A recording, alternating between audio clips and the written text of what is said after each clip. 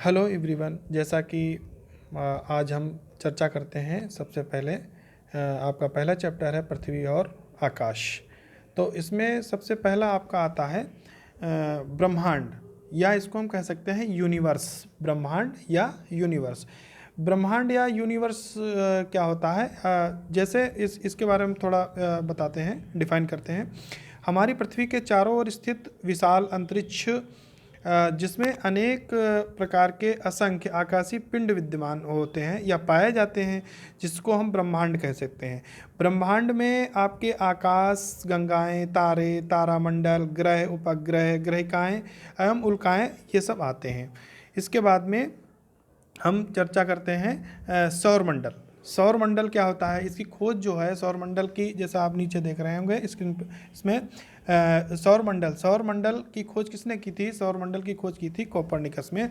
और सौरमंडल में कुल जो होते हैं 8 ग्रह होते हैं। तो सबसे पहले आप ये समझिए कि सौरमंडल क्या होता है। सौरमंडल में आपकी जैसे सौरमंडल में क्या होता है कि सूर्य अपने परिवार का एक समझ लो मुखिया होता है। जैसे घर में अब अपने मुखिया एक होता है, इसी तरीके सूर्य भी अपने परिवार का एक मुखिया होता है और अपने परिवार के सभी सदस्यों को ऊष्मा एवं प्रकाश प्रदान करता है। ग्रह, उपग्रह, क्षुद्र ग्रह और उल्का पिंड इस परिवार के सदस्य होते हैं।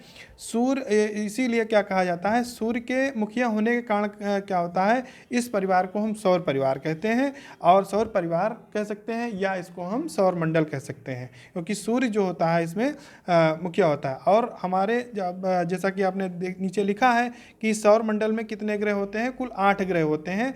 कौन कौन से होते हैं, उनका क्रम क्या होता है? बुध, शुक्र, पृथ्वी, मंगल, बृहस्पति, शनि और अरुण तथा वरुण।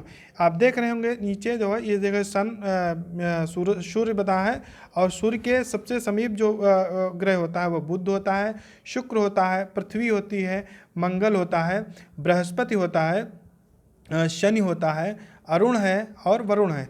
जिसमें सूर्य जो होता है, सूर्य में आपकी जो है सबसे ज़्यादा हाइड्रोजन जो होती है वो 71%, 71% होती है, और हीलियम जो होती है लगभग 26.5% होती है।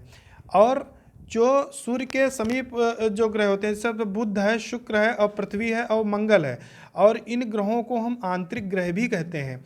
और बृहस्पति, शनि, अरुण और वरुण, इनको हम बाह्य ग्रह भी कहते हैं। तो सबसे पहले हम आपके इसमें जो है क्या होता है, और सबसे पहले हम चर्चा करते हैं बुध के बारे में। बुध जो होता है वो पृथ्वी के सबसे थोड़ा गलत हो गया। सूर्य बुध जो होता है वो ग्रह सूर्य के सबसे निकट का ग्रह होता है। इसमें जो है सूर्य की इसमें अधिकांश समय सूर्य की चमक में छिपा रहता है। और इसमें क्या होता है, यह पृथ्वी से बहुत छोटा होता है। इसका आकार जो होता है लगभग चंद्रमा के समान होता है, और इस ग्रह पर वायु नहीं है, इस कारण इस पर जीवन संभव नहीं है।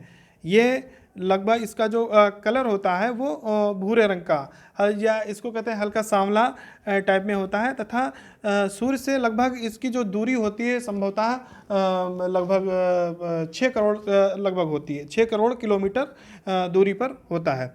इसके बाद में हम चर्चा करते हैं शुक्र।